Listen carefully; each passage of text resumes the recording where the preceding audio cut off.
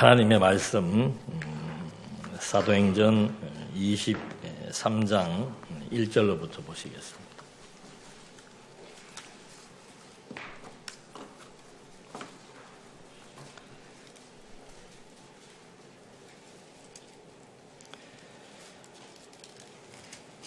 바울이 공회를 주목하여 이르되 여러분 형제들아 오늘까지 나는 범사에 양심을 따라 하나님을 섬겼노라 하거늘 대제사장 아나니아가 바울 곁에 서 있는 사람들에게 그 입을 치라 명하니 바울이 이르되 회칠한다며 하나님이 너를 치시리로다. 내가 나를 율법대로 심판한다고 앉아서 율법을 어기고 나를 치라 하느냐 하니 곁에 선 사람들이 말하되 하나님의 대제사장을 내가 욕하느냐. 바울이 이르되 형제들아 나는 그가 대제사장인 줄 알지 못하였노라 기록하였으되 너의 백성의 관리를 비방하지 말라 하였느니라 하더라. 사도 바울은 사도 바울의 일생에서 가장 중요한 사건은 다메섹 도상에서 바로 부활하신 그리스도를 만난 사건입니다. 그게 바울의 정신세계를 완전히 바꾸어 놓고 가치관을 바꾸어 놓고 인생의 행로를 새롭게 결정지어준 아주 중요한 하나의 바울에게 있어서 중요한 사건이고, 사실은 그 사건을 계기가 되어 가지고 우리도 이 바울을 통한 사도행전의 말씀들을 하나하나 점검하면서 같은 공감대가 형성돼야 될 줄로 압니다. 바울은 자신이 지금 이 유대인들 앞에서 변호를 하고 있는데 자신의 어떤 그 정당성을 항상 이렇게 증명하고 있습니다. 그래서 아나니아라고 하는 그런 그 유대 사회에서 존경받는 그런 사람에 의해서 자기가 사명을 부여받았고, 예루살렘에서 내가 다메섹으로 갔고, 그 당시에 예루살렘 그러면은 종말의 암시가 주어지는 도시입니다. 그러니까 예루살렘에서 하나님의 어떤 섭리가 시작된다라고 하는 거, 그런 것들이 이제 만연되어 있었고, 그 다음에 성전을 바울은 강조를 많이 합니다. 성전에서 계속 가르쳤죠. 그리고 내가 성전을 이렇게 자꾸 인용하면서 설명하는 이유는 그 성전이 바로 하나님의 말씀이 주어지는 곳. 그러니까 내가 다메섹에 가서 환상을 보았는데 그 이후로부터 나는 죽은 자들의 부활을 내가 증거하게 되었다. 그런데 나를 세워준 그런 그 사람과 어떤 장소, 이것은 유대인들이 알 때도 다 같이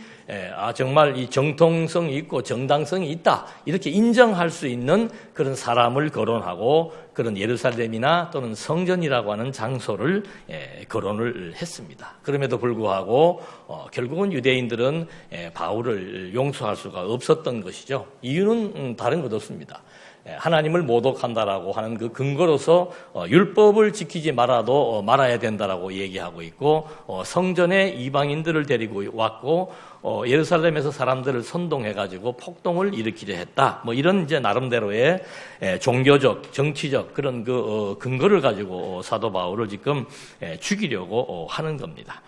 그런 상황 속에서 결국 사도 바울은 자신은 그것이 자기의 인생에 있어서 얼만큼 유익했는지는 모르지만은 로마의 시민권을 갖고 있었습니다. 그것이 이제 이때를 위해서 사용되게 되는 것도 우리가 함께 확인해 볼 수 있습니다.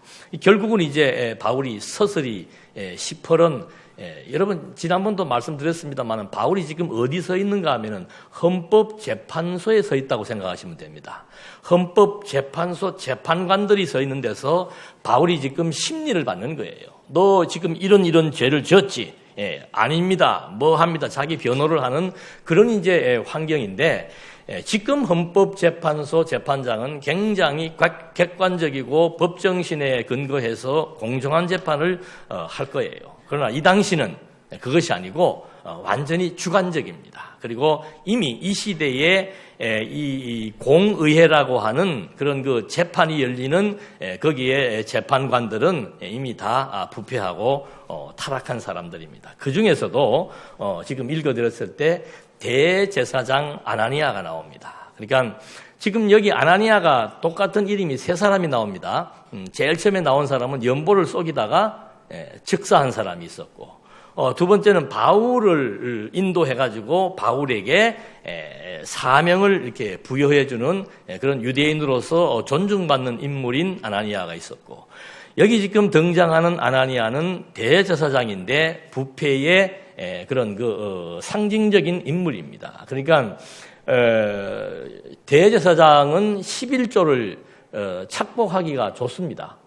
11조를 자기들이 받기 때문에. 근데 이제 이미 사람들이 다 한 거예요. 제사장을 위시해서 특별히 대제사장은 그런 그 11조를 완전히 자기가 착복을 해서 이미 사람들로부터 도덕성의 훼손을 받은 그런 사람입니다. 그 사람이 지금 여기 앉아가지고 재판을 하겠다고 있는 거예요. 그러니까 어느 시대를 막론하고 지금 우리나라도 마찬가지고 어느 시대를 막론하고 어떤 그 검찰이나 뭐 법원이나 이런 데서 어떤 것들을 조사하고 판결을 할 때 본인들이 지금 부정과 부패를 저질러 놓고 그런 일을 집행한다라고 하는 것은 국민들이 용납할 수 없는 그런 일이죠. 더더군다나 이런 종교 지도자, 더더군다나 교회, 이 교회는 우리는 뭐 도덕 그러면은 뭐 우리가 공부한 이 성경은 도덕을 초월하는 거다. 도덕을 얘기하는 것이다라고 말하고 있습니다만은, 아니 지금 우리가 사람과 사람 사이에 살아가는 것이 도덕이에요. 하나님과 우리의 관계가 건덕입니다. 우리 기독교인들은 도덕은 기본이에요. 아니 기독교인들이 불법을 행하고 하나님을 모르는 사람보다 더 비도덕적이라면은 이미 그 교회가 어디 나가서 복음을 전파할 때 사람들은 내용을 받기 이전부터 거부하기 시작합니다. 너희나 잘해라. 얼마 전에 저도 뭐 뉴스로 봤고 지금 뭐 사회의 하나의 그 이슈가 되고 있습니다. 우리는 세습은 저 북쪽에 있는 데나 세습을 하는 줄 알고 있었잖아요. 그런데 유일하게 이 대한민국의 기독교가 세계에서 세습을 하는 나라라고 얘기를 합니다. 엊그저께도 TV를 보니까는 유명한 한국의 대형 교회 목사님이 정말 담력이 대단하죠. 지금 대한민국이 다 보는 뉴스에 나오는데 거기서 왜 세습을 하냐고 물으니까 혹시 보셨어요? 이 우리 교회의 이 십자가를 누가 지겠냐 이거죠. 나는 내가 지겠다 그러고 싶어. 그 십자가가 지금 수백억을 시가 호가하는 십자가예요. 여러분, 십자가라는 것은 고통과 희생과 말할 수 없는 아픔을 함의하고 있는 것이 십자가입니다. 세계 대한민국에서 유수한 교회, 재정이 뭐 어마어마하고 재산이 수백억 대에 도달해서 많은 사람들이 바라볼 때 교회가 저럴 수 있나라고 하는 그런 교회를 향해서 수십 년간 그 교회에서 목회를 한 담임 목사님 수만 명의 자기 성도들이 보는 앞에서 여러분 내가 오랜 시간 동안 기도를 했는데 우리 교회가 지금 안고 가는 이 십자가를 우리 아들 외에 누가 지겠냐 이거예요. 아들 참 그 아버지예요. 그 아들이에요. 아들은 젊은 친구가 이 난국을 누가 헤쳐가겠냐는 거죠. 내가 오랜 시간 기도를 했는데 이 교회의 어려움을 내가 그냥 볼 수가 없다는 거예요. 여러분, 그것은 그 교회만의 일이 아닙니다. 대한민국의 국민들이 이미 도덕성이 회복된 기독교의 하나의 상징을 바라보게 된 거예요. 예수 믿으세요? 전혀 동요하지 않습니다. 여러분, 교회가 도덕성을 잃어버리면은 아무리 그것 속에 진리가 어떻고 얘기를 해도 그렇게 큰 효능을 발휘할 수 없습니다. 기독교라고 하는 것은 하나님과의 관계, 그리고 사람과 사람과의 관계, 그래서 기독교를 두 가지로 대명하면은 율법의 대강령이 뭐라고 그랬습니까? 하나님을 사랑하고 수평적 관계, 수직적 관계. 우리는 잘못 성경의 진리를 오해하면은 사람 관계를 무시해버려요. 사람 관계는 우습게 여기고 사람의 관계를 얘기하면 인간적이다, 인본주의적이다라고 얘기를 하고 그래서 마치 우리는 사람이 없어도 나 혼자 살 수 있는 것처럼 또 때로는 내가 사람이 아닌 것처럼 착각을 하며 살 때가 많다는 거죠. 저는 여러분들에게 지금 우리는 도덕을 지켜야 됩니다라고 도덕성을 회복하자는 얘기를 하는 게 아니에요. 회복하고 말 것도 없습니다. 너무도 기본적인 겁니다. 지탄받을 그런 일들을 하면서 숭고한 하나님의 진리의 말씀을 증거하고 그걸 그분을 믿으라고 얘기한다면 그건 설득력이 없죠. 똑같은 장면이 지금 여기 벌어지고 있는 거예요. 11절을 착복하는데 대제사장이니까 제사장들보다 더 많이 착복을 했겠죠. 그런 그가 바울을 신문하겠다고 얘기를 하니까 사도 바울이 서서 뭐라고 얘기합니까? 여러분 그 1절에 보면 의미심장한 말이 있습니다. 1절에 바울이 공회를 주목하여 이르되 전혀 위축되지 않습니다. 재판관들을 똑똑히 쳐다보면서 하는 말이 뭔가 하면은 여러분 형제들아 오늘까지 나는 어떻게 살았다는 거예요. 범사에 양심의 꺼리낌이 없이 살았다 이 말입니다. 무슨 이 양심을 뭐 거듭나고 중생한 양심이니 뭐 이런 거 신학적으로 분석할 필요 없어요. 그냥 쉽게 생각하면 됩니다. 나는 내가 생각할 때 하나님 앞에서 사람 앞에서 불의와 불법을 저지르면서 살지 않았다. 그 얘기를 하는 겁니다. 누구 들으라고요? 대제사장 11조를 착복한 대제사장을 향해서 들으라고 재판관들을 향해서 얘기를 합니다. 그러니까 대제사장이 있다가 양심이 있습니까? 없습니까? 없으면은 제가 왜 그러니? 왜 그래? 라고 할 텐데 아마 일말의 양심이 있었나 봐요. 그 말을 들으니까 양심이 찔려가지고 뭐라고 그래요? 입을 어떻게 해라? 쳐버려라. 재판관이 이런 판결을 내리면 안 되죠. 뭐 사형이다, 몇 년이다 이런 걸 해야 되는데 재판 석상에서 입을 치라고 얘기합니다. 그러니까 바울이 회칠한다며 하나님이 너를 치시리로다. 네가 부헌데 날 치라고 그러냐. 너나 잘해라 그 말이죠. 하나님께서 너를 치실 것이다라고 하면서 이제 있으니까 옆에서 율법을 들이대는 겁니다. 제사장을 모욕해서는 안 되는데 바울 너 왜 그렇게 대제사장을 모욕하냐. 나는 그 사람이 뭐 대제사장인지 뭔지 몰랐다. 그냥 재판관들로서 이미 지탄받고 있는 당신들을 향해서 내가 이 말을 한 것이다라고 얘기를 하는 겁니다. 그러니까 8절 말씀에 6절 말씀에 바울이 그중 일부는 사두개인이요 다른 일부는 바리새인인 줄 알고 공회에서 외쳐 이르되 여러분 형제들아 나는 바리새인이요 또 바리새인들의 아들이라 죽은 자의 소망 곧 부활로 말미암아 내가 신문을 받노라. 자기가 지금 재판을 받게 된 그 재판 사유를 지금 여기서 말해주고 있는 겁니다. 내가 지금 재판받는 것은 다른 것 없다. 죽은 자의 부활을 지금 내가 증거했다. 바울이 굉장히 영리한 사람입니다. 그 군중들이 지금 어떻게 지금 배치가 되어 있는가 하면은 사두개인들과 바리새인들이 지금 양쪽에 이렇게 있습니다. 군중들 가운데서. 그러면은 이 지금 교리적인 문제가 뭔가 하면은 바리새인들은 그 메시아가 부활할 것을 믿습니다. 이미 돌아가신 예수를 메시아로는 믿지 않지만 성경 구약에서 말하고 있는 메시아가 오면은 그는 부활한다라고 하는 사실을 믿고 있는데 사두개인들은 예수의 부활을 믿지 않습니다. 그리고 영원한 하나님의 나라를 믿지 않습니다. 그리고 영원한 이런 그 생명, 영혼 개념에 대한 그런 세계에 대한 내용들을 그들은 부정하고 있습니다. 그러니까 지금 바울이 이 말을 하는 이유는 결국은 그 말을 듣게 되면은 부활을 믿는 세력과 믿지 않는 사두개인들 간에 이제 서로 소동이 일어날 수 있다는 거죠. 그래서 바울이 형제들에게 5절 말씀에 6절 말씀에 내가 지금 여기 쓴 것은 재판받는 그 제목이라고 하는 것은 결국 부활에 대한 증거밖에 없다. 7절 그 말을 한즉 바리새인과 사두개인 사이에 다툼이 생겨 무리가 나누어졌다. 그러니까 이 군중이라고 하는 것은 참 약한 게 군중이에요.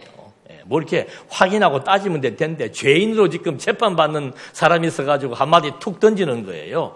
나 부활 증거한 것밖에 없다라고 하는 얘기를 하니까는 뭐? 너 부활을 믿어? 너 부활을 안 믿어? 자기들끼리 이제 소동이 일어나게 된 겁니다.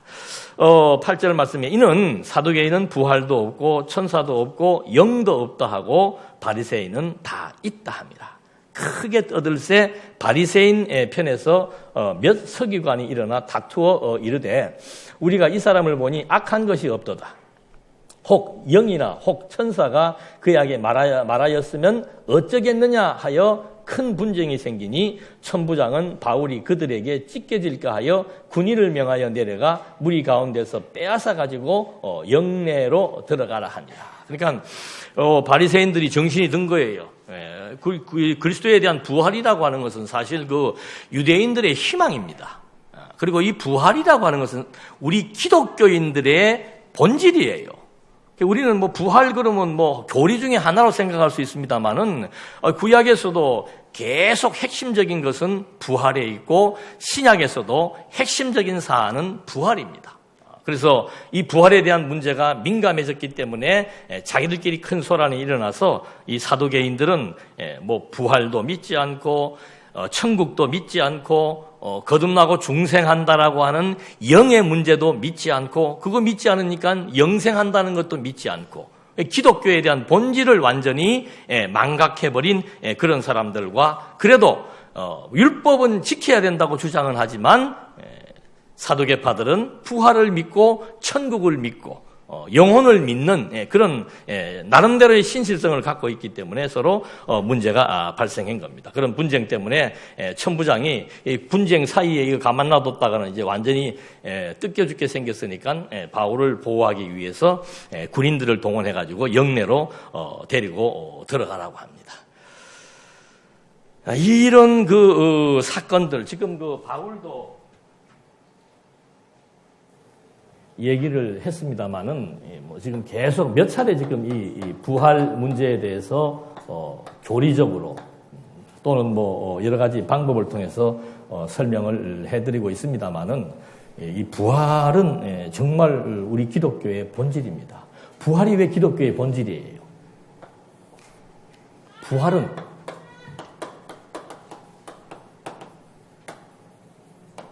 생명 정보입니다. 생명을 다루는 거예요. 이게 어떻게 보면 이게 이렇게 대단한 거 할 수 있지만 이것 빼면은 기독교는 아무것도 아니에요. 예. 우리는 자꾸 부활 그러고 하면 저 미래적인 생각만 가지고 지금 현실 여러분들이 살아가는데 부활이 크게 의미가 없거나 부활을 믿어도 뭐 또 안 믿어도 크게 지장이 없다라고 생각할 수 있을는지 모르지만은 하여튼 이 부활이라고 하는 것은 이 생명을 우리에게 설명해주는 또 생명의 변화를 일으켜주는 아주 중요한 단서가 되는 사건입니다.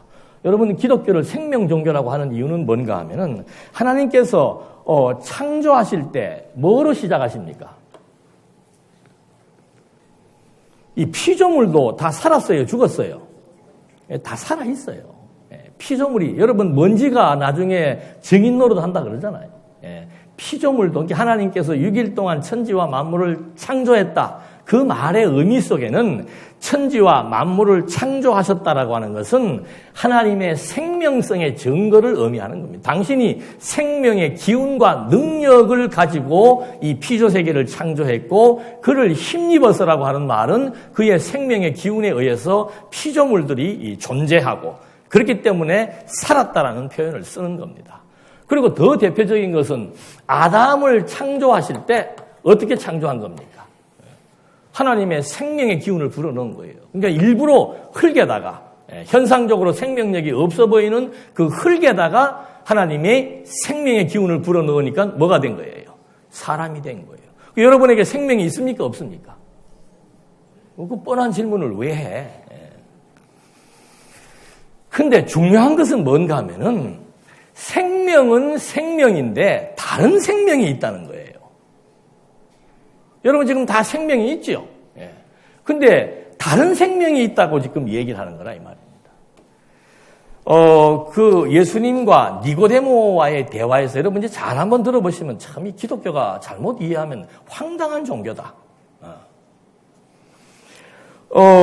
예수님께서 니고데모에게 뭐라고 얘기합니까? 사람이 어떻게 되지 않으면은, 거듭나지 않으면은 하나님의 나라를 볼 수 없다. 거듭난다는 게 뭐예요? 거듭난다는 게 뭐예요? 니고데모 입장을 이해하십니까?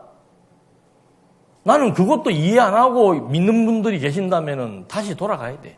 니고데모는 너무도 황당한 거예요. 사람이 거듭나지 않으면은 뭐 할 수 없다. 하나님 나라를 볼 수가 없다. 하나님 나라를 갈 수가 없다. 하나님의 자녀가 될 수 없다. 그런 말이에요. 그러니까 당장 묻잖아요. 거듭난다는 게 뭡니까? 이 말이에요. 거듭난다는 게 뭐예요? 내가 지금 이렇게 생명을 가지고 있는데 또 무슨 생명이 있냐? 그런 얘기예요. 내가 지금 이렇게 살아있는데 뭘 또 살으라고 하는 얘기입니까? 그럼 내가 다시 또 뭐 해야 됩니까? 출생해야 됩니까? 그럼 다시 어머니 태 속으로 들어가란 말입니까? 그 얘기를 할 수밖에 없잖아요. 그러니까 우리가 늘 얘기하고 있는 생명 얘기하는데 여러분 우리는 이 지금 성경이 증거하고 있고 바울이 증거하고 있는 부활의 생명 이렇게 누구나 다 같이 가지고 있는 생명이 있고 또 다른 생명이 있다는 것에 대한 관심을 좀 가져야 돼요. 또 다른 생명이 있다는 거죠. 그런데 예수님께서 또 말씀을 하십니다. 그 니고데모가 그 생명에 대한 그 이치를 지금 제대로 파악이 안 되는 거예요. 자기는 지금 가지고 있는 육체의 생명만 가지고 대화를 하고 있는데 예수님은 육체의 생명은 보편적 생명이다. 누구나 다 가지고 있다. 근데 나는 지금 다른 생명을 지금 얘기해 주겠다는 거죠. 그래서 예수님이 하시는 말씀이 그 다른 생명이 어떻게 설명을 하시는가 하면은 하나님이 세상을 이처럼 사랑하사 누구를 주었다. 독생자가 누구예요? 하나님의 아들 예수 그리스도. 독생자를 보냈는데 이는 그 이유는 보내신 이유가 뭔가 하면 이는 저를 뭐 하는 자마다 믿는 자마다 무엇을 얻는다? 여러분 예수를 믿으니까 새로운 생명이 하나 주어집니다. 이게 무슨 말이에요? 그럼 나는 전도할 때 이 전도를 한다는 게 이게 쉬운 얘기가 아니에요. 예수 믿으면 구원받습니다. 구원이 뭡니까? 천국 갑니다라고 하는 것도 맞지만 그 과정상의 얘기를 해줘야 돼요. 당신의 생명이 변합니다. 내 생명이 변하다니요. 내가 지금 이렇게 멀쩡하게 살아있는데 뭔 생명이 변한다는 말입니까? 좋다. 그 생명이 변하는 거는 뭐 2차적인 문제고 그 생명을 변화시키기 위해서 어떤 무슨 방법이 들어가야 되는데 여기는 보니까는 뭐만 하면은 독생자를 믿는데 뭐가 주어진다는 거예요. 여러분 예수를 믿는데 내 생명이 육체의 생명이 10년만 연장된다 그러면 대한민국 사람들 다 믿을 거예요? 안 믿을 거예요? 다 믿죠. 근데 이 말이 안 믿어지는 이것도 이상한 얘기 아니에요? 아니 믿음을 가졌는데 무슨 생명이 주어지냐 이 말이에요. 여러분 믿음이 있습니까? 없습니까? 여러분에게 지금 가지고 있는 이 생명 말고 또 다른 생명이 있습니까? 없습니까? 뭐 무조건 있다 하고 봐야지 뭐 어떡하겠어요. 지금 와가지고 지금 이렇게 몇십 년을 믿었는데. 그래서 이게 이 기독교를 면밀하게 검토해 보면은 참 황당한 얘기가 되는 거예요. 그러니까 니고데모가 아무리 들어봐도 이게 뭔 소린지. 당신이 뭔데 당신을 믿으면은 뭘 준다? 그 얼마야? 차라리 그렇게 되면 납득이 갈 수 있죠. 내가 얼마를 주면은 생명이 연장될 수 있다라고 하거나, 내가 얼마를 주면은 당신의 생명을 뭐 개조를 시키겠다거나, 그 생명 개조시키는 방법 중에 하나가 피를 지금 다 젊은 청년의 피로 바꾼다 그러잖아요. 과거에 뭐 어떤 그 기업의 회장님은 뭐 1년인가 뭐 한 달인가 뭐 일본 가가지고 젊은 20대 청년 피로 계속 바꾸고 와도 가요, 안 가요? 근데 예수를 믿으면 가요, 안 가요? 그 이상한 거예요. 영원한 생명을 취득한다. 그래서 이런 설명을 이제 아주 집요하게 해주는 내용이 요한복음이에요. 요한복음에는 1장 그 도입에서 무슨 얘기를 하는가 하면은 태초에 말씀이 있었는데 그 말씀이 바로 하나님이다. 그런데 그 하나님은 바로 그리스도이다라고 하는 논리로 설명을 하면서 그 그리스도를 뭐라고 설명을 하는가 하면 만물이 그로 말미암아 지은 바 되었다. 독생자에 대한 설명입니다. 만물이 그로 말미암아 지은 바 되었다는 말은 다른 말로 하면 그가 누구라는 뜻이에요?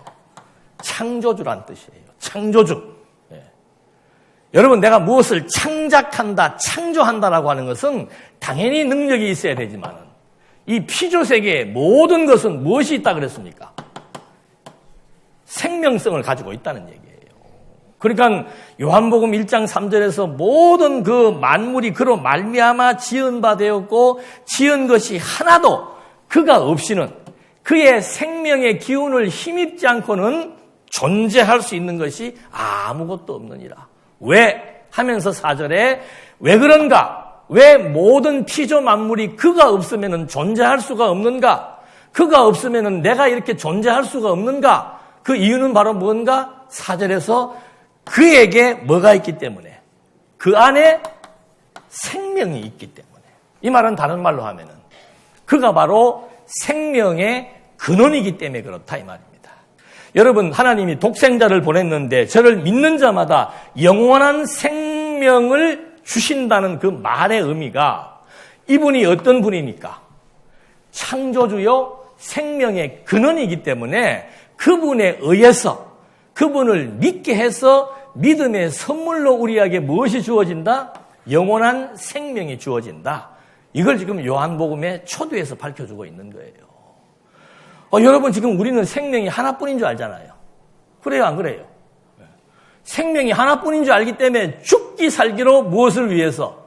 살아도 죽어도 뭘 위해서? 목숨을 위해서. 그런데 성경은 생명이 둘이라고 지금 또 다른 생명에 대한 제시를 해주고 있는 거라 이 말입니다.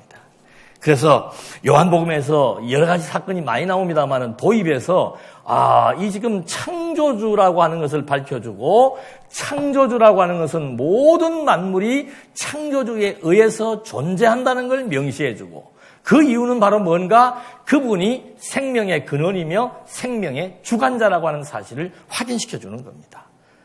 자, 그러니까 그분에 의해서 살고 죽는 문제가 결정이 되고 사망과 생명이 결정된다는 것은 너무도 당연한 거죠. 창조주이기 때문에, 생명의 근원이기 때문에. 그래서 그분을 보내가지고 그분을 믿음으로 말미암아 새로운 생명, 영원히 죽지 않고 영생할 수 있는 새로운 생명을 선물로 준다.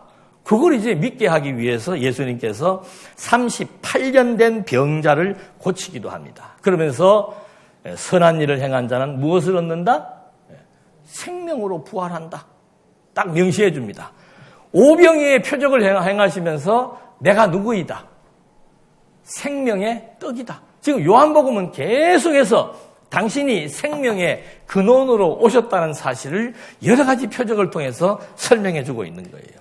그리고는 표적의 절정이 뭡니까? 실제로 죽은 나사로를 어떻게 하는 거예요? 다시 살려내잖아요. 그게 요한복음의 클라이막스예요. 그러더니 나중에는 당신이 직접 어떻게 해요? 성경대로 죽으시고 성경대로 부활하사 내가 바로 누구이다? 생명의 근원이다 이 말입니다. 생명의 근원이니까 생명을 당신 마음대로 역사할 수 있다라고 하는 사실을 죽음과 부활을 통해서 보여주는 거라 이 말입니다. 그래서 요한복음에서 그 기록 목적을 밝힙니다. 오직 이것들을 기록하신 목적은 뭔가? 예수가 누구예요? 하나님의 아들 그리스도이심을 뭐하게? 믿게 하고 그 다음에 그 믿음으로 말미암아 생명을 얻게 하려 함이니라. 그 성경은요, 검토해 보면은 창세기 1장으로부터 시작해서 요한계시록 마지막 끝까지의 모든 내용들이 생명에 대한 내용을 취급하고 있다 이 말입니다. 그래서 우리 그리스도인들은 이제 분명히 알겠죠. 이 생명이 바로 뭔가. 니고데모는 이해하지 못했지만은 우리는 그리스도를 통해서 하나님께서 그리스도를 통해서 우리에게 무엇을 준다? 사두개인들은 영의 문제를 믿지 않는다 그랬습니다. 영의 문제를 믿지 않는다는 것은 영에 다시 살아나는 영생에 대한 내용도 믿지 않는다는 뜻이에요. 그냥 우리 보이는 육체의 생명, 육체의 삶, 그거 살다 가면 끝나는 것이지 무슨 내에게 또 다른 생명이 있는가? 여러분도 오늘 가서 한번 그 생명을 청진기로 진찰을 해보든지 내가 지금 뭔 생명이 있는지 한번 어떤 방식으로든지 점검을 해보시다가 혹시 그 증명이 안 되면 저한테 메일을 보내든지 톡을 보내십시오. 제가 그거 찾아 나가는 방법을 좀 구체화시켜서 말씀을 드릴 테니까. 지금 시간 관계상 이건 이제 다 말씀은 못 드립니다만은 이렇게 지금 바울이 부활을 증거하는 이유는 뭔가 하면은 하나님께서 처음에 창조한 아담이 타락으로 말미암아 영적으로 한 거예요. 사망한 거예요. 영적으로 사망한 상태에서 육체의 생명을 가지게 된 거라 이 말입니다. 그러니까 우리가 겉모습 볼 때는 다 똑같은 사람이에요. 겉모습은 다 똑같은 사람인데 생명이 두 개가 있는 사람이 있다는 거죠. 그게 누구예요? 그게 그리스도인들이라 이 말입니다. 그러니까 사도 바울이 그거를 누구를 만나서 부활하신 그리스도, 다메섹에서 부활하신 그리스도를 만나고 나서 이거 내가 그동안 알아왔던 모든 구약적 지식이 하나님의 아들 그리스도에게 집약되면서 그분은 생명의 근원이다. 모든 만물이 그분으로부터 나오고 그분으로 말미암고 그분에게 돌아가는 그분은 우주와 만물과 인생을 모든 생명을 주관하는 근원이다 라고 하는 사실을 바울이 거기에서 깨닫게 된 거예요. 그러니까 인간에게는 육체의 생명은 전부 다 무엇이 있다? 끝이 있다는 거예요. 육체의 생명은 끝이 있다.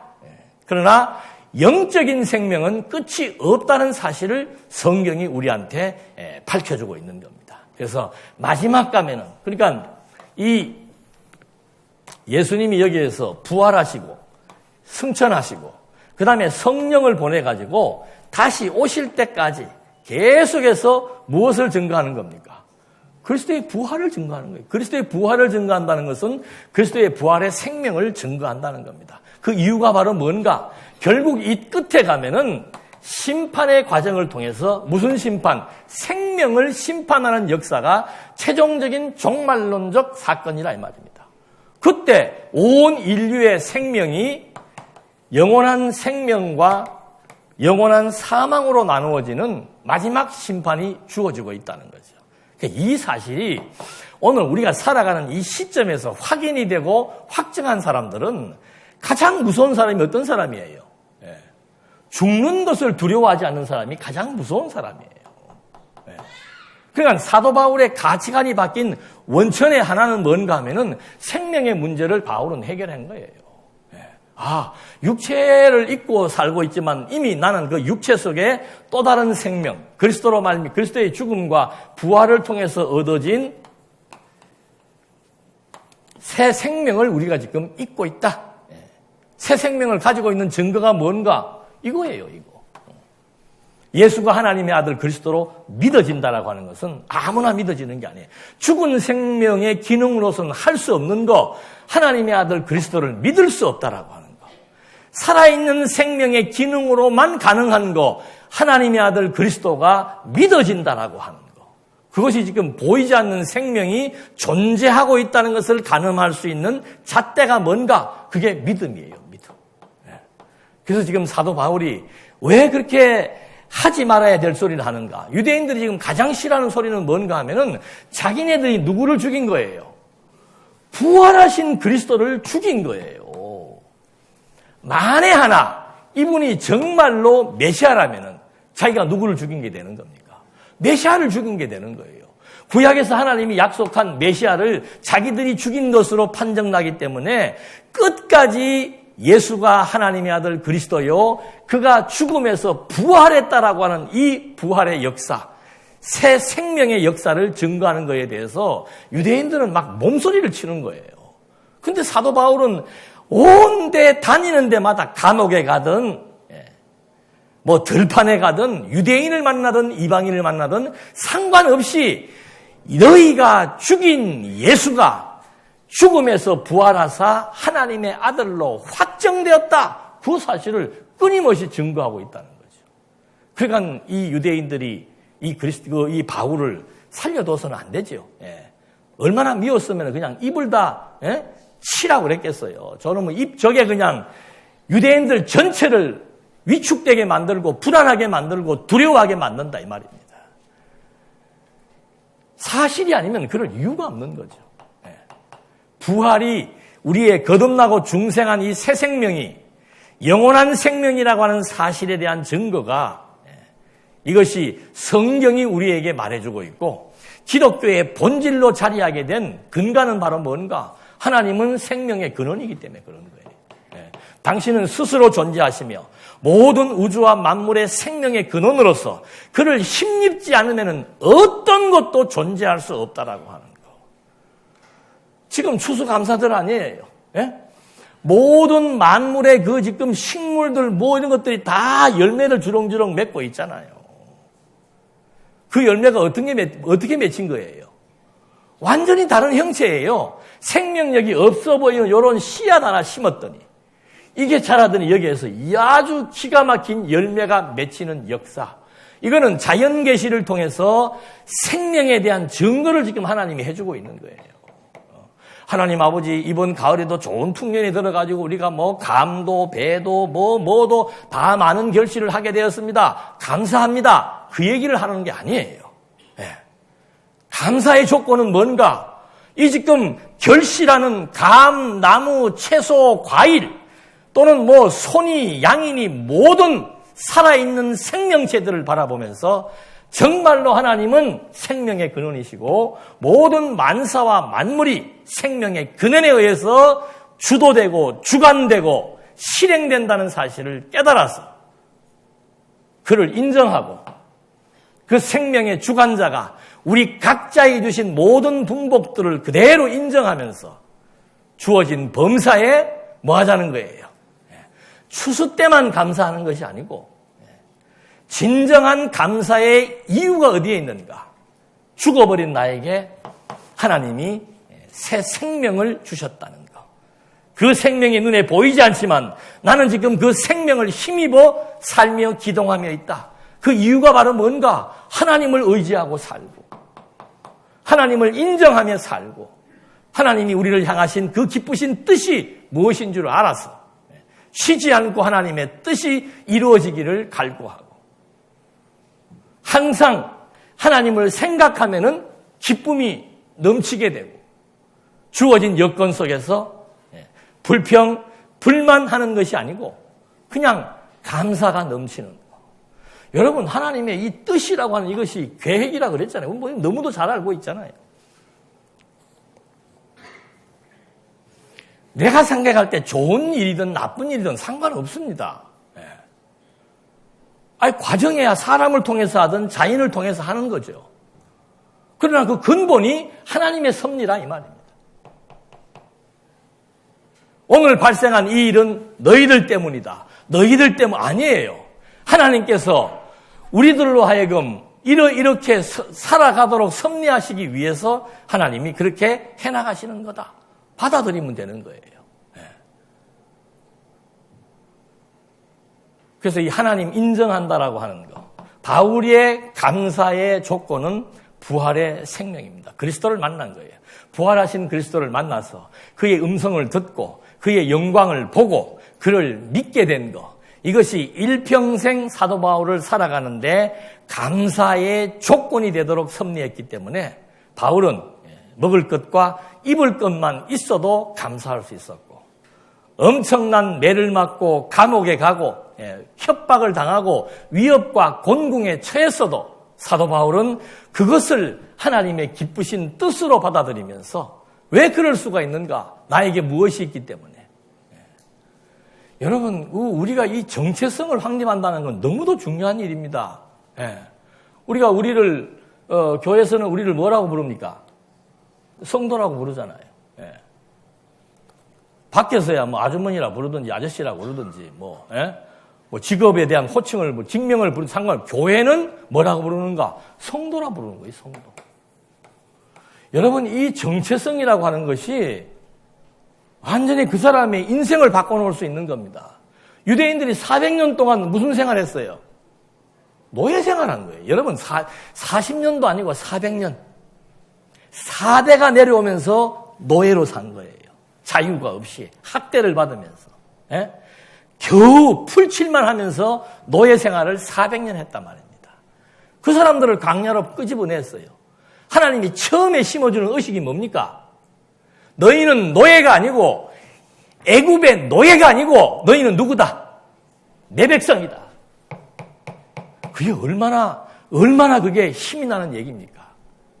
완전히 노예의식이 쩔어가지고 그저 누가 시키면 하는 일을 해야 되고 눈치를 보며 먹는 것도 마음대로 먹을 수가 없고 쉬는 것도 마음대로 쉴 수 없는 그런 부자연스러운 여건에 400년이 익숙해 있는 그런 노예들을 하나님이 불러놓고 제일 먼저 심어주는 것은 뭔가 하면은 이 민족의 정체성이 뭐냐 이 말입니다. 너희는 노예가 아니다. 누구다? 내 백성이다. 우주와 만물을 창조하신 여러분 모세가 뭘 기록했습니까? 창세기를 기록한 거 아니에요. 예? 유대인들에게 그 얘기 안 하겠어요? 우주와 만물을 창조하신 나라와 나라의 경계를 정하신 이방 나라도 하나님의 뜻과 능력으로 섭리하시는 그 전능하신 하나님이 우리 이민족을 하나님의 친백성이라고 칭했다. 규정해 주었다. 초대교회에 얼마나 많은 교회들이 힘들고 어렵고 핍박과 무시와 조롱과 협박을 당하며 살았습니까? 그래서 베드로는 그들을 갖다가 뭐라고 지칭했는가 하면은 세속적인 기준에서 봤을 때 당신들은 나그네와 같은 노숙자와 같은 정처가 없이 정해진 거처도 없이 하루하루 눕히는 곳이 잠자리고 집이고 얻어먹을 수 있는 힘만 있어서 얻어먹기만 해도 좋다라고 하는 그런 환경과 처절한 여건 속에 살아가고 있는 그 나그네와 같은 사람들을 위해서 베드로전서 도입해서 그들을 뭐라고 얘기하는 줄 압니까? 너희는 하나님이 미리 아신 자들이다. 성령으로 말미암아 거듭나고 중생한 생명을 지닌 자들이다. 너희는 세상 사람들이 볼 때는 노숙자요 나그네요 가진 것이 없어서 사람 취급을 받지 못하고 노예로 산다 할지라도 너희는 하나님의 백성이다. 하나님이 너희를 미리 선택한 자들이고 너희는 성령의 역사로 말미암아 거듭나고 중생한 새 생명을 얻은 자들이고 너희는 그리스도의 피로 말미암아 그리스도의 죽음으로 말미암아 구속함을 얻은 하나님의 권석이요 하나님의 성도요 하나님의 백성이요 하나님의 자녀라 이 말입니다. 이걸 잊어버리면 안 돼요, 여러분. 예. 내가 누구인지 내 정체성을 확인해야 됩니다. 내가 누구인지 사람들의 판단에 대해서 두려워할 거 없어요. 사람들의 판단 가치는 전부 세속적인 기준입니다. 그건 사람들이 정해놓은 기준이에요. 좋다 나쁘다 거룩하다 속하다 사람들이 정해놓은 거예요. 사람은 피조물입니다. 사람은 하나님에 의해서만 존재할 수밖에 없는 피조물이에요. 진정한 판단, 진정한 심판, 진정한 결정은 우주와 만물을 창조하시고 생명의 근원이 되시는 하나님만이 할 수 있는데 그 하나님이 우리 지금 개개인을 지금 보면서 나의 정체성을 규정해 줬다 이 말입니다. 직장의 상사가 날 무시하면 어때요? 한 번은 식당을 갔는데 좀 괜찮은 식당이었어요. 좋은 자리가 있길래 내가 차를 거기다 댔더니 그 주차 관리하시는 분이 키를 갖고 나서 저 멀리 뒤에 맨 땅에다 차를 대놨더라고. 그 나중에 보니까 그 자리는 전부 외제차들만 다 대놨더라고.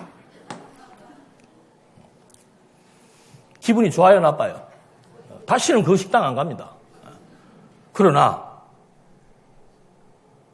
세속적 기준에서 봤을 때야 가치가 다르죠.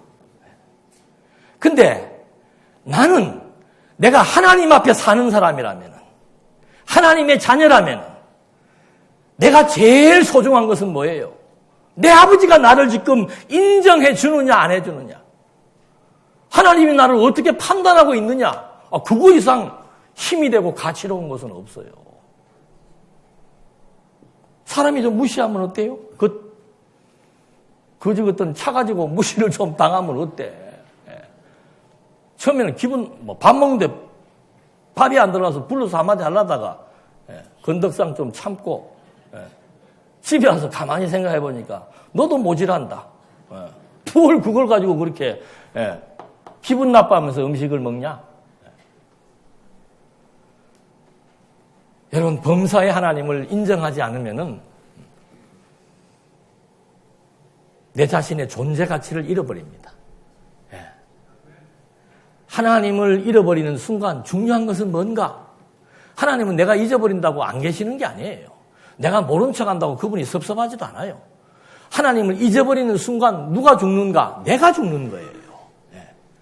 내가 세속적 가치 기준에 의해서 열등감을 느끼고 피해의식을 느끼게 되고 분노하게 되고 증오하게 되고 미워하는 마음이 생긴다는 거예요.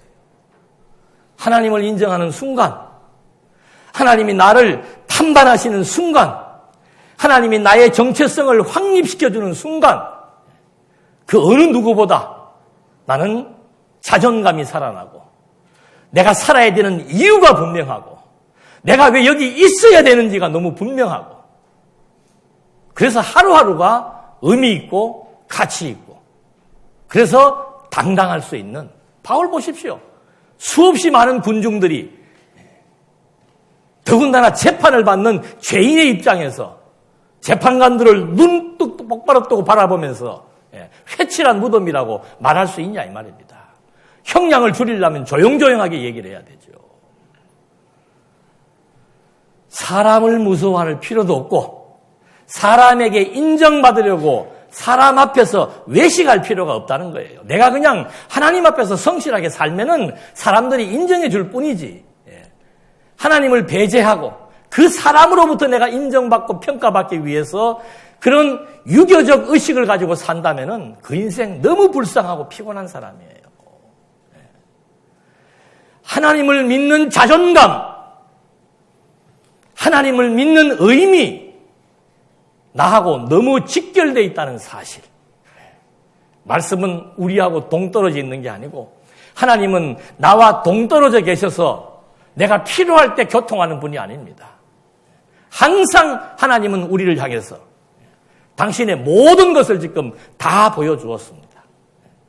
그 하나님의 존재를 확인한다는 것, 그 하나님의 평가의 기준이 무엇인 줄 안다는 것, 그래서 마지막에 이들을 향해서 베드로가 그가 강림하실 때 우리의 이 생명이 완전체로 영원한 부활의 생명을 취득하게 될 그때 그분은 우리를 향해서 칭찬과 영광과 존귀를 얻게 한다라고 하는 것. 이것이 초대교회의 고통받고 위협받고 생명의 정말 사선을 넘어가는 그들을 향해서 해줄 수 있었던 사도들의 확신과 위로의 말씀입니다. 나는 부활이요 생명이다. 나를 믿는 자는 죽어도 살고 살아도 사는 거예요. 우리의 이 생명은 보이는 생명이 다가 아닙니다. 보이지 않는 근본된 우리의 영혼의 생명이 하나님의 유전인자가 들어와 있고 하나님의 생명의 기운으로 내 생명, 내 영혼이 존재한다는 사실 앞에 이제 우리는 좀 눈을 크게 뜨고 그 이면의 역사를 바라보면서 그 하나님이 나와 함께 하십니다. 그 하나님이 나를 인정하셨습니다. 그 하나님이 나를 자녀라고 불러주십니다. 불러는 정도가 아니죠. 자녀입니다. 다른 것 의지하지 마시고 주어진 여건 속에서 정말 추수감사절의 감사의 의미가 하루가 아닌 항상 하나님을 인정하고 의식하고 받아들이고 의지하면서 우리 모두의 삶이 추수의 풍성함보다 더 풍성한 심령의 평안과 만족이 이루어지기를 진심으로 바라겠습니다. 기도하시겠습니다. 은혜와 사랑이 풍성하신 하나님 아버지, 정말 범사의 하나님을 인정한다는 것은 하나님이 함께해서 우리의 지각을 열어주지 않으시면 불가능한 일이 올진데 우리에게 지혜를 주어서 보이지 않는 하나님의 영광을 보게 하시고 보이지 않는 뜻을 보게 하시고 보이지 않는 능력을 확인하게 해주셔서 정말 하나님의 판단과 하나님의 선이 무엇인지를 깨닫고 하나님 앞에서 당당하게 살아갈 수 있는 믿음을 허락해 주시옵소서. 너무도 귀한 선물, 생명을 선물로 받은 저희들이기에 범사 하나님을 인정하며 감사의 삶이 영이 될 수 있도록 이끌어 주시옵소서. 예수님의 이름으로 기도드립니다. 아멘.